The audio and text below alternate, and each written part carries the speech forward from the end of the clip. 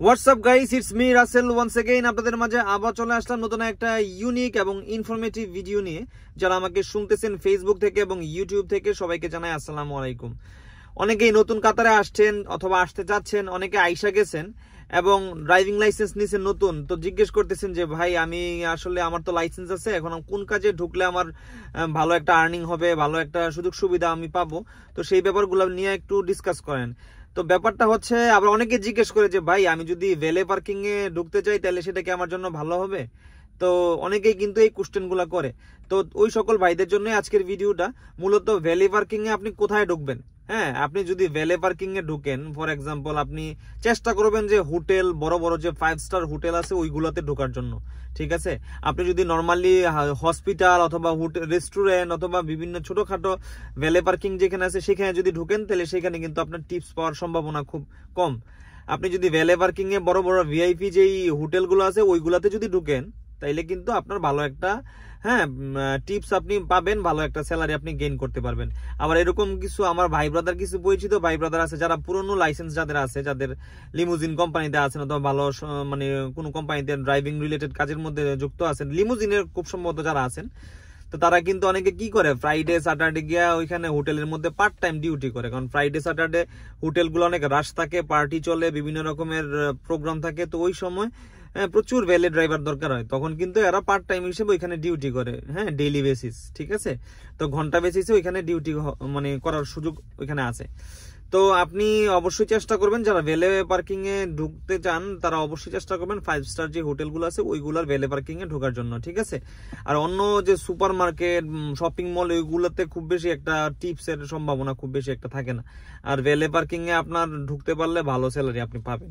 আপনি মাসে 2,500 থেকে 3,000 টাকা প্লাস আপনি কিন্তু স্যালারি আপনি আর্ন করতে পারবেন। আর এখানে কারণ এখানে টিপস এর অনেক ব্যাপার আছে। একটা মানুষ চক্ষু লজ্জার কারণে কিন্তু 5 টাকা 10 টাকা কিন্তু টিপস দেয়। বড় বড় লোকজন বড় বড় গাড়ি নিয়ে আসে, ভিআইপি গাড়ি, আপনি তার গাড়িটা পার্কিং করে দিলেন, তারপর আবার গাড়িটা নিয়ে আসলেন, সেই জায়গায় কিন্তু সে আপনাকে টিপস দিবে, 5 টাকা 10 টাকা টিপস কিন্তু দিয়ে থাকে। অনেক ভাই ব্রাদার আবার প্রশ্ন করেন যে ভাই ভ্যালেট পার্কিং এর কাজটা কি? তো ভ্যালেট পার্কিং এর কাজটা হচ্ছে, আপনার অনেক ভিআইপিরা যেরকম দেখেন একটা 5 স্টার হোটেলে একজন ভিআইপি গেছে, ঠিক আছে, সে কিন্তু কি করে, তার গাড়িটা কিন্তু আপনার হোটেলের যে এন্ট্রেন্স আছে, যে জায়গা দিয়ে হোটেলে ঢুকে, ওই জায়গায় কিন্তু পার্কিং মানে গাড়িটা ছাইরা চলে যায়, হাইটা চলে যায়। তার কিন্তু হাতে ওইরকম সময় থাকে না যে গাড়িটা পার্কিং করবে, তারপর পার্কিং এ গিয়ে ওইখান থেকে হাইটা আসবে।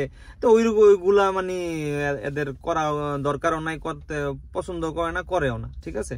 তো তারা কি করে, হোটেলের দরজার মধ্যে গাড়িটা রাইখা চলা যায়। হোটেলে তো নর্মালি ফ্রি ভ্যালে পার্কিং হয়, কিছু ভ্যালে পার্কিং হয় পেইড ভ্যালে পার্কিং। যেরকম হসপিটালে যদি যান, হামাদ হসপিটালে, ওইখানে দেখবেন যে ভ্যালে পার্কিং আছে পেইড, 25 টাকা আপনাকে চার্জ করতে হবে। যদি আপনি নর্মাল পার্কিং এ রাখেন তাহলে 5 টাকা, আর যদি ভ্যালে পার্কিং এ দেন আপনার হাঁটতে হবে না, জাস্ট গাড়ির চাবিটা ড্রাইভারে দিয়ে দিবেন, ড্রাইভার গাড়িটা পার্কিং করবে আপনার জন্য, এবং গাড়িটা আপনি যখন আসবেন, আপনার রিসিটটা যখন দিবেন, তখন ড্রাইভার কিন্তু গাড়িটা আপনার জন্য নিয়ে আসবে। এটা হচ্ছে ভ্যালে পার্কিং।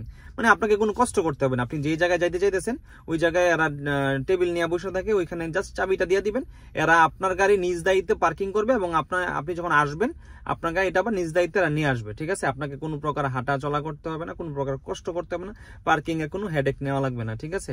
আর বড় বড় হোটেলে এগুলা হয়, আপনি জাস্ট হোটেলের এন্ট্রেন্সের মধ্যে গাড়িটা আপনি ছাইরা চলে যাবেন, এখানে ড্রাইভাররা থাকবেন, ভ্যালে পার্কিং এর ড্রাইভার ডেস্ক থাকবে, হেল্প ডেস্ক, ওইখান থেকে এরা ড্রাইভাররা আপনার গাড়িটা পার্কিং করবে, এবং আপনি যখন আসবেন, যাওয়ার সময় যখন হয়ে যাবে, তখন কিন্তু গাড়িটা নিয়ে আসবে, ঠিক আছে? এটা হচ্ছে আপনার জন্য একটা ফেসিলিটি। আপনি যখন এই ফেসিলিটিটা নিবেন, তখন কিন্তু আমরা চক্ষু লজ্জায় গাড়িটা যে নিয়ে আসবে তাকে কিন্তু সবাই কিন্তু 5 টাকা 10 টাকা, বিদেশিরা আবার ডলারও দেয়, হ্যাঁ, অনেক ব্যাপার আছে এখানে। তো এই হচ্ছে ফেসিলিটি। তো আশা করি বুঝতে পারছেন। আর আমি সাজেস্ট করব যে যারা পুরনো লোক তারাই ভ্যালে পার্কিং এ যান, যাদের এক্সপিরিয়েন্স আছে, কারণ ওইখানে অনেক এক্সপেন্সিভ গাড়ি, তো দামি দামি গাড়ি, আপনি যদি ঠিকঠাক চালাইতে না পারেন অথবা প্রোগ্রাম ঠিকঠাক না বুঝেন, পার্কিং ভালো করে না করতে পারেন, অ্যাক্সিডেন্ট করার সম্ভাবনা থাকে, তাহলে কিন্তু সমস্যা। আগে আমি এটা সাজেস্ট করবো, নতুন যারা ড্রাইভিং লাইসেন্স পাইছেন তারা ডেলিভারিতে কাজ করেন, হাউস ড্রাইভার হিসেবে কাজ করেন।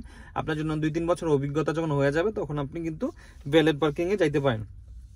As a safe side. কারণ নতুন অবস্থায় আপনি করতে পারেন, যদি আপনার কনফিডেন্স থাকে, গাড়ি চালানো যদি আপনি জানেন, তাইলে কিন্তু আপনি নতুন অবস্থায় কাজটা করতে পারেন। বাট নতুনদের জন্য, একবারে ফ্রেশ লাইসেন্স যাদের আছে তাদের জন্য আমি এটা সাজেস্ট করবো যে আপনারা প্রথমত গিয়া ভ্যালে পার্কিং এ ঢুকবেন না। কারণ ঢুকলে আপনার কি হবে, যে নতুন নতুন এক্সপেন্সিভ গাড়ি আপনি যদি লাগাই দেন, কোথাও পার্কিং করতে না পারেন, সমস্যা করেন, তাহলে তো সমস্যা, আপনার জন্য এটা ক্ষতির কারণে দাঁড়াবে। ঠিক আছে, তো আগে এক্সপিরিয়েন্স অর্জন করুন এবং ভ্যালে পার্কিং এ ঢুকে যান। ঠিক আছে, আর এটার জন্য আপনাকে স্যালারি দেওয়া হবে 2,500 থেকে 3,000 টাকা, কমিশন মিলায় কিন্তু 3,000 টাকা প্লাস আপনি স্যালারি পাবেন।